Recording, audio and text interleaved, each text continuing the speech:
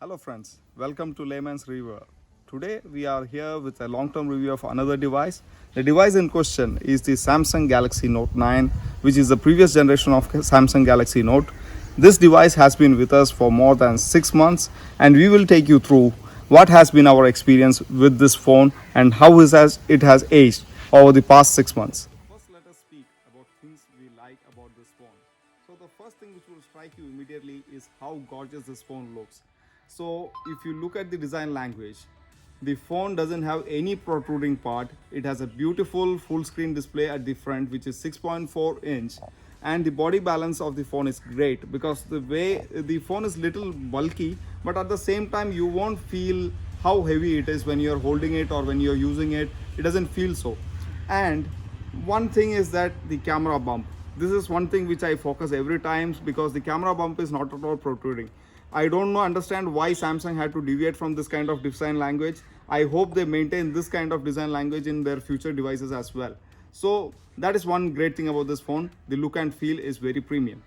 One thing you are sure to love about any Samsung device is going to be its display.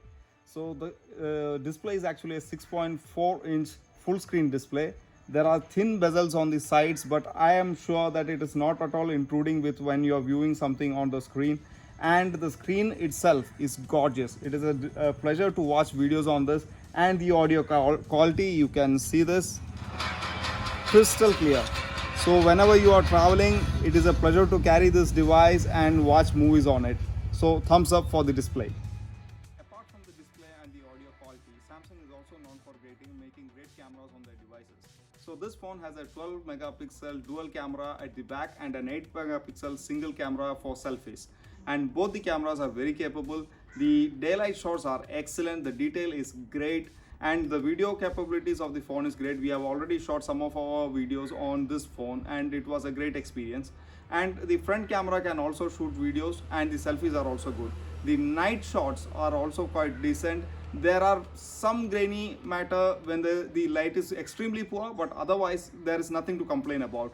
And the video experience has been excellent. The stabilization on the cameras is great. So thumbs up for the cameras also. The standout feature of any Note smartphone has been the S Pen.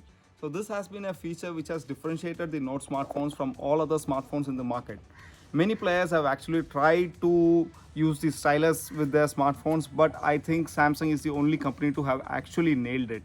And this is one feature which you will appreciate. Not everybody will be appreciating it, but some people who find it difficult to use smartphones, they will definitely find this handy. There are a lot of useful features and it's pretty interesting to use it. So you can convert your notes to text and all that, and there are a lot of gestures that you can control with this device. So while using a large smartphone, I think something which is almost a small tablet kind of smartphone, this pen is actually quite helpful. So that is a standout feature of the Note. Now coming to the performance department, it is exactly what you would expect from a flagship. Buttery smooth, and over the 6 months which we have used, usually you would expect something or the other. You would expect at least a frame to drop, but that has never happened.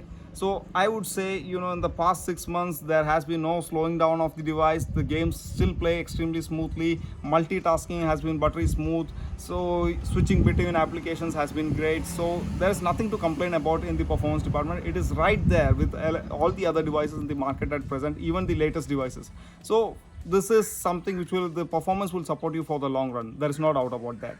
Now in the positives, there are a lot of miscellaneous things also which usually we seem to overlook. So for example, there is the IP68 rating. So you can have little peace of mind while using this device on a rainy day, or it is water and dust resistant. So you have that peace of mind. And it also has wireless charging. I don't think many people use wireless charging that actively, but if you need it and you get a kind of satisfaction about from bragging about it, you have that in your phone. And one less appreciated factor about many smartphones is the SAR value. So Samsung has repeatedly made devices with very low SAR value, so it gives you a peace of mind if you are a person who is using your smartphone extensively for calling and all that. Then you are likely to find that difference. Some people complain about headaches after extensive use of their smartphone. So Samsung gives you that peace of mind that you are using a device like that. So these are some of the other positive factors about the smartphone. Now, speaking about the cons, I literally had to scratch my head. I had to go deep and look for that weakness because there aren't too many in this device. This is a very well rounded device. But if I have to nitpick, say, I would say that the battery is adequate. It gets you easily through one entire day. For moderate usage, it is not an issue, definitely. But it could have been better. It could have lasted a little bit longer. For people who like to consume a lot of video content on long travels, they would expect little bit more. And the charging speeds, by today's standards, it is little low. It takes approximately 1.5 hours to charge. There are smartphones like the OnePlus and so on which charge much faster. Though it is not a deal breaker, it is okay for me, but the battery life could have been better. And one more factor is you really do enjoy watching videos on this S2S display. But another feeling is that it gives you a feeling that it is a little bit fragile. I'm not saying it is fragile, but if you are going to drop an S2S display phone, you will be little bit more scared about the safety of that device.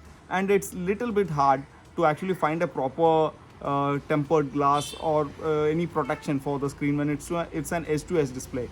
But provided we all love the S2S display for its beauty and it's the trend, so nothing to complain about that. So the on the cons part, there are very few things to complain about this device. Overall, it's a good job done. So what is the final word on the Samsung Note 9? See, let me tell you, if you are in the market now for a new device, you are likely to see a lot of interesting alternatives. Even you have the Note 10 Lite in the market, which is a close competitor. But I would say as a standalone device, this is still a very value for money device. It is still very competitive. It does all the basic things right, and this is something which I really have appreciated about Samsung over the years, because I found Samsung to be one of those manufacturers who have listened to their audience properly over the years. So when it comes to the battle of the flagships, I know many others are trying, but it's always Apple versus Samsung. They are the head to head. I don't see any other manufacturer really coming close to Samsung. So Samsung has been so good at making this all-rounder kind of devices and offering something for everyone, and that's exactly what it does with this phone as well. So as a standalone phone, it is still worthy, and I would strongly recommend the Galaxy Note 9 to the viewers. Thank you for watching. If you like the content, please do like, share, subscribe, comment, and keep watching. Thank you.